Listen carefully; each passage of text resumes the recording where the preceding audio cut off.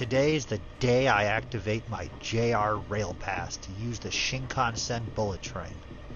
This is a pass that allows me to use the Shinkansen for an unlimited amount of times in an entire week. This is the beginning of new adventures in cities like Osaka, Nagoya, Kyoto, and more. Will these hunting grounds be better? Should I be wearing an 1880s safari outfit? I took a photo of a cool Lum advertisement. She's still going strong after all these decades. I left late, and this cost me. I failed to remember that there'd be hordes of tourists waiting in line. With previous trips, I would just walk in with nobody was there. Now I have a big line, and time is slipping. I can only blame myself and the ghost of a dead rock that you can't see in the picture. I checked the schedule to see mostly Nozomi trains, which the user of a JR Pass is banned from using. Those are the yellow names in the photo. The Hikari is the second fastest, and the blue one at the bottom is Kodama, which is the slowest and stops at every stop. The difference between a Nozomi and a Hikari to Osaka is an hour difference in arrival time. There used to be more Hikari trains running every hour. Now, I can pay for the upgrade for $30. But then I found out the line to get the upgrade was almost an hour. An hour to save an hour. I skip it and board the train. It is best to be sitting than to be waiting. I have never seen security on a Shinkansen in my life. I arrive in Osaka and I hit the Midosuji red line to the first stop of the day, Umeda Mandarake. Now, a lot has changed in Japan over the last few years, and then some things, of course, haven't changed at all. Osaka, over the last few years, has been renovating a lot of their train stations.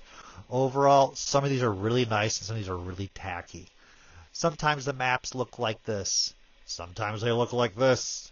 These changes were huge, and I got lost even with my phone. Umeda Mandarake, I feel, is the unloved store of all the Mandarake stores. It is a bit of a good walk in a non-tourist area. Granted, I say that, there are tourists now everywhere. The stock for this store over the years has gone down, and the last time I was here, I kind of felt like it may not be worth my time to even come back. But it has been a while, so I am going to give it a shot. I recommend never taking the front entrance. If you keep walking a few more feet, there's an escalator to the third floor. I come upstairs and I find everything looks the same. I make my way to the vintage Transformers and Power Rangers and Sentai. They have a section they built a few years back just for the showcases of vintage toys, but overall everything is just lackluster on Transformers and other toy lines. I do find, though, 3 Popey box Star Wars figures.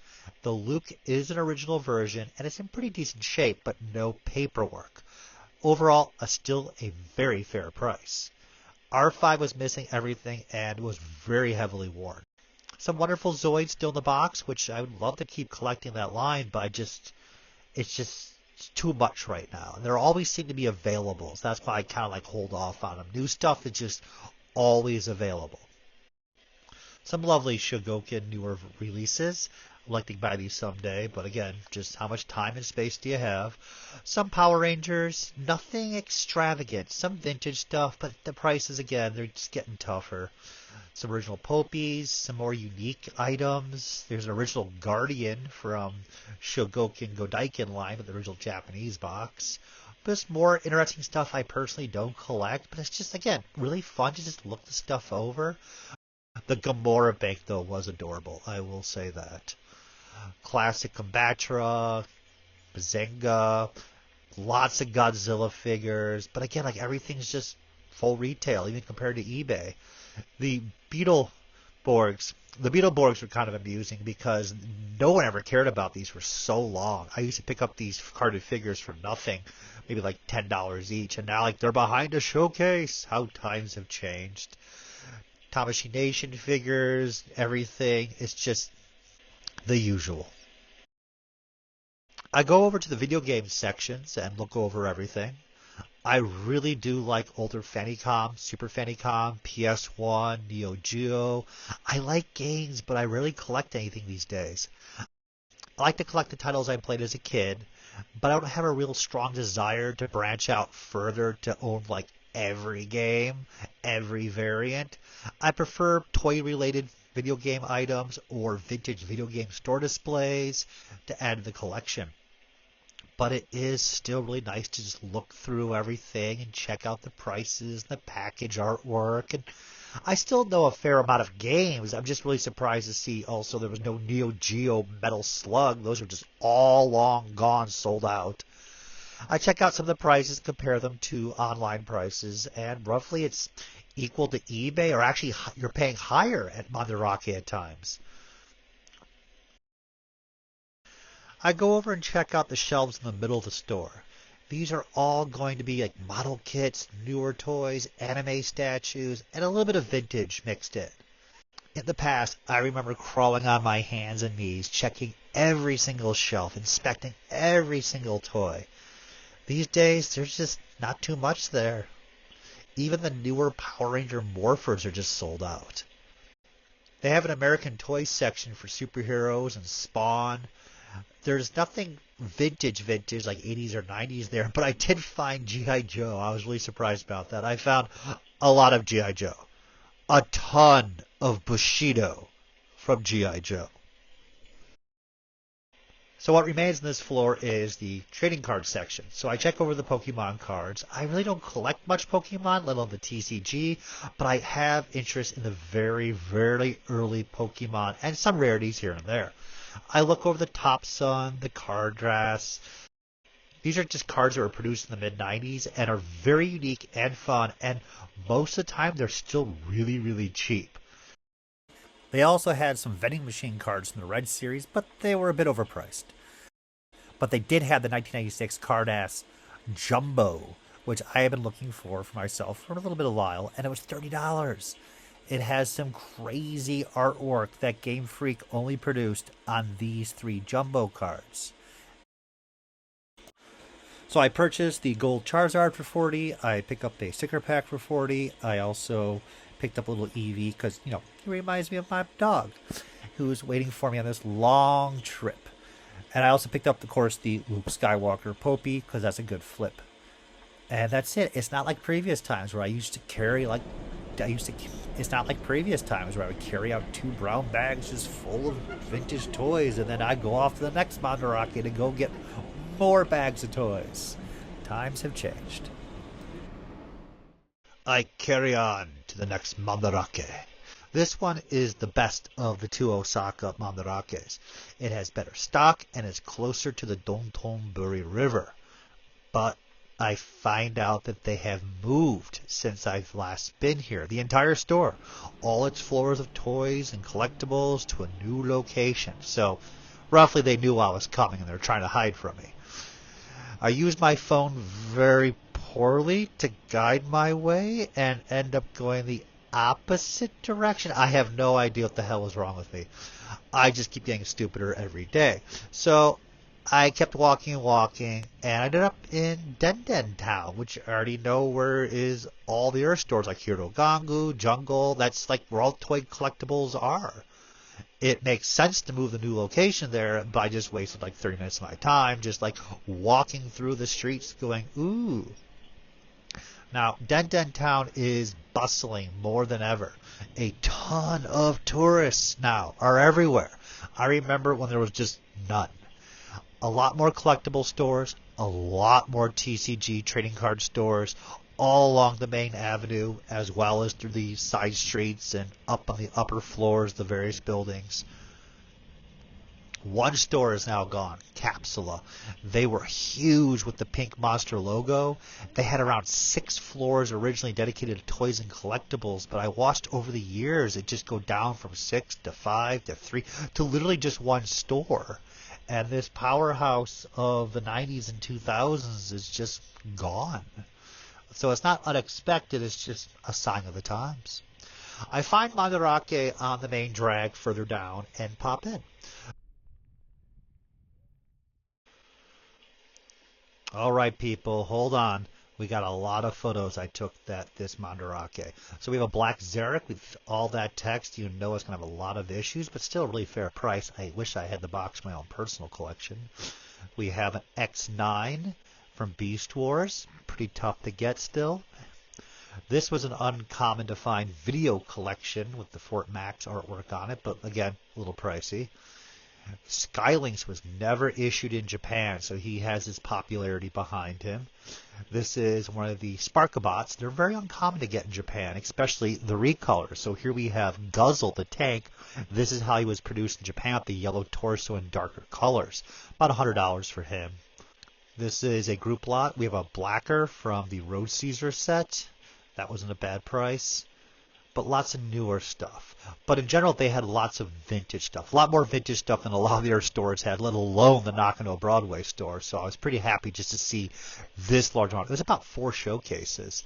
We have the Micromaster Heli in white, which was Japan only. We also have a Leo Kaiser.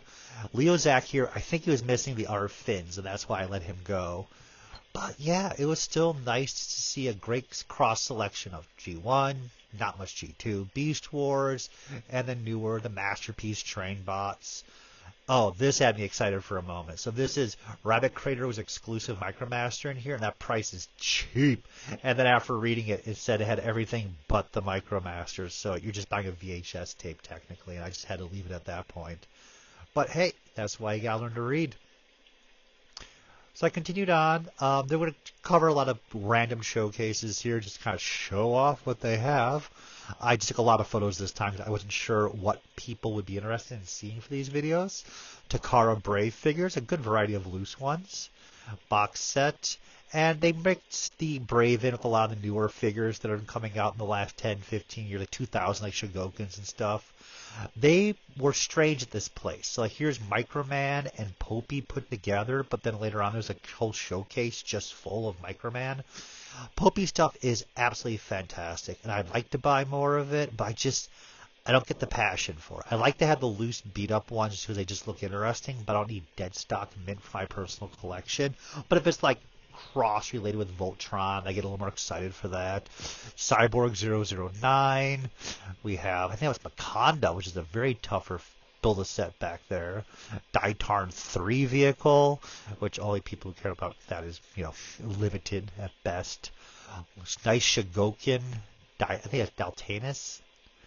This is the Abiga set. That's pretty cool. But lots of wonderful late 70s, early 80s robot stuff. I do like them because they're not blocky looking. Machine Robo, there was barely any. Look at that little dozer in the box this side and a couple Rock Lords. The conversion kit from Macross. We can build a Destroid. We have some Machine Robo. We have the suit. We have some Rock Lords. We have a little Diaclone pullback vehicle. That's not too popular with the collector crowd. If you notice, the Spike Stone is the Japanese version that's black in color with different faces that are a different color than we got in the West. Rockor was never released in Japan, so he's a little bit pricey. More wonderful Shogokens, including the Goggle 5. I love the Goggle Dump. Not too much Keshigomu. I was surprised there was just like one showcase and there wasn't anything really spectacular in there. We have our Bandai Tamago eggs, wonderful pieces, and some later like prize pieces. Kinnikuman, couple of odd pieces. Kinnikuman never really called to me. I like it. But Drumming Caveman alarm clock from the 80s, hell yes. Only for $20. Little transforming candy toys and a Voltron Gashapon from Keshi area. Some more Tamagos. There was the robot again, so that's twice now. I find him on this trip, but not previously. That's just how things go. And more oddball knickknacks here and there. So we're moving on to like newer toys, old franchises being brought back. We have the SD Gundam area, which is just extremely popular in Japan. I can wrap my head around it, but I don't collect it. But it's just to give you an idea of all the showcases this store has, especially compared to Umeda. There was just so much more variety. I don't even know. Oh, that kind of got to me. I still want a box Diaclone gift set for my personal collection, and this one was thrashed, and they still wanted that much money for it. A Red Trax, which would have been worth a lot more money if eHobby didn't reissue it. But look at that, more Microman and Diaclone tucked away in a strange corner away from the other ones, which is just, again, it's kind of a mismatch. And this is why this is important later, because you need to constantly keep checking all the showcases, because they kind of put things a little off here and there. So lots of Microman stuff, which I personally don't collect, but some of you guys, some of the people I know at the shows love this stuff. But it's just, for me, Acro Year just falls apart in my hand. After a toy just falls apart, I just kind of just put it aside and go, nah, we're good. Newer pieces, Beetleborgs, G-Bon, Loose Scorpion from Beetleborgs. He's a bit uncommon in the US. Lots and lots of Power Ranger stuff, especially this exclusive Lightspeed Rescue all black Megazord set, which I personally still need for that collection on that one. Lots of candy toys. You guys got to get into candy toys. Little miniature Megazords that you can build, plastic kits, and they do transform and combine. Not many morphers. And then now we're on to Godzillas, and then Godzilla monsters and Ultraman monsters, but this is the best part. Within all this section, way away from this area supposed to be, was a Takara Blockman dinosaur. These things are incredibly tough now. Should never have been in this showcase. Right towards the front entrance area, and I caught it. It was $200, which is insanely cheap for this piece. I think the last recorded piece was a couple years ago, and it was like $1,200 to $1,400 it sold for. So I was just flabbergasted, and of course I picked it up immediately. There's a Bio Dragon box, Tekkaman, the Space Knight Jumbo Machinder, a couple of original Jumbo Machinders as well. But yeah, I mean, you know, as I always keep saying, you'll pick your poison. This store is jam-packed, and guess what, guys? We are only on the first floor. That just, it is packed. As I keep saying, you guys bracket out time to go to these stores and actually say, I need to investigate, look over, and appreciate everything, and time will fly by. Tons of model kits. Again, beautiful artwork. Personally don't collect it, but it's just fun to look over. And this is their buyback area, which is in the back of the store on the first floor. Now, the second floor had vintage Star Wars, and vintage Star Wars has absolutely been a blast for many years at Mandarake, but in the last number of years they've been checking eBay prices, and they're really not on the ball with like condition of packaged toys, bubble dents, bubble cracks, yellowing. They're just so wish-washy with this stuff. So you can walk in and at times, not so much as it used to be, find a carded sample for a really good price. Or you might find one of the tougher variants from Takara. But most of the time, you're going to find stuff to be exactly the eBay value or much higher. So if you notice, the Biker Scout was, I think, $450 carded. They're probably looking at AFA graded stuff. They're just not even unsure what graded is. It's not been the best now with Star Wars. It's just been eBay prices or much, much higher, like the B-Wing pilot from Jedi for $500 carded at Ikebukuro Mandarake. So a variety of toy lines are also being offered on the second floor, including Metabots, Digimon, Pokemon. I have no idea why they separated them. Maybe there was a big war a decade or two ago in the store at night when they all came alive. Who knows? But it's still fun to go through there, check everything out.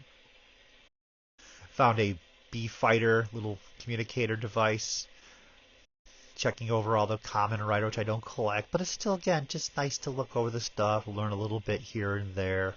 Soft Fubi was never my calling, but I think some of you guys might appreciate it, and that's why I took photos of these things.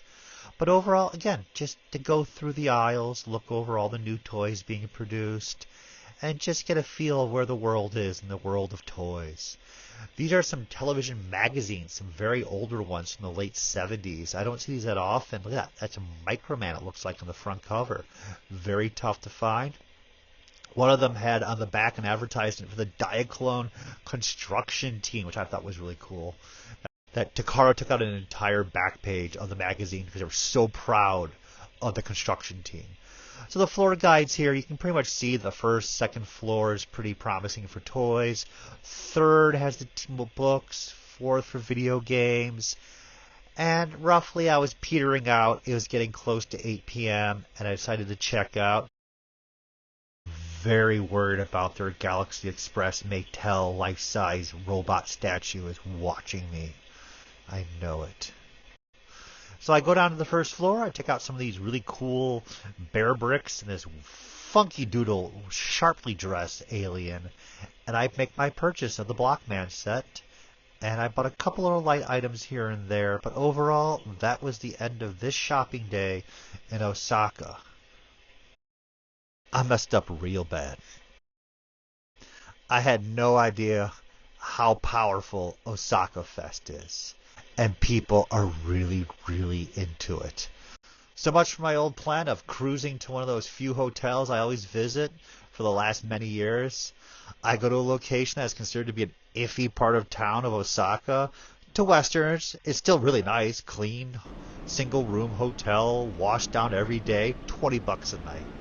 This is my home base. I've been doing this for so long. I remember the staff to a very good extent.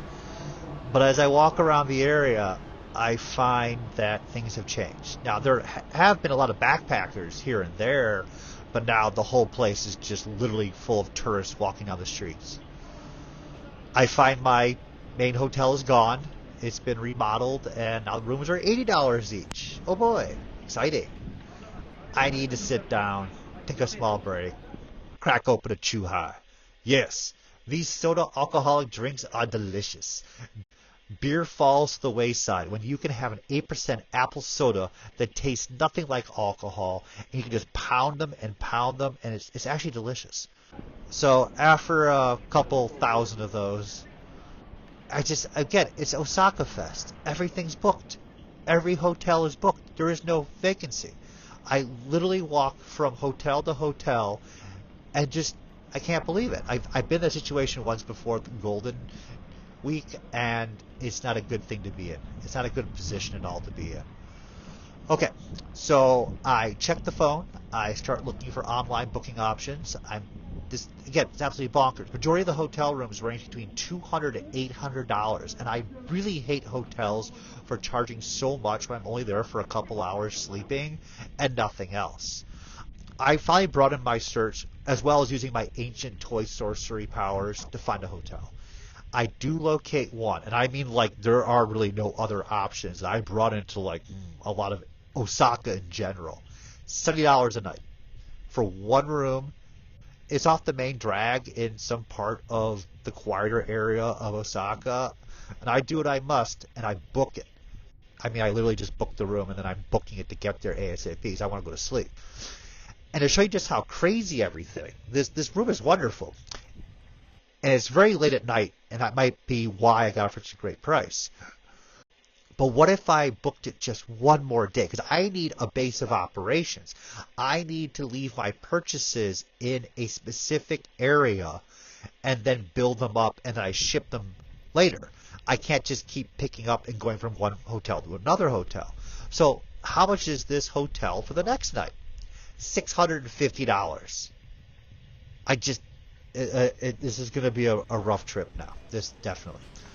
So I give the exact address to the taxi driver, who looks perplexed, like he's never read Japanese before or knows how to even use a smartphone, which is just, I don't know if I'm being played or not, and this is happening a little bit more and more in Japan. After 10 minutes, I arrive into a quiet back area of houses.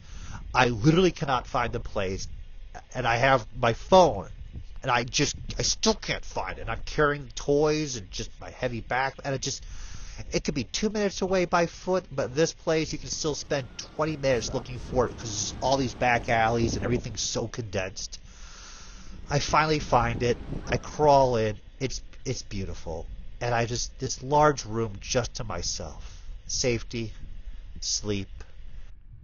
So I realize now that I'm very limited on buying, and I really should be only focusing on buying small things to keep what I'm carrying down to a minimum, let alone shoving things into storage lockers 24/7. Well, let's see what happens tomorrow.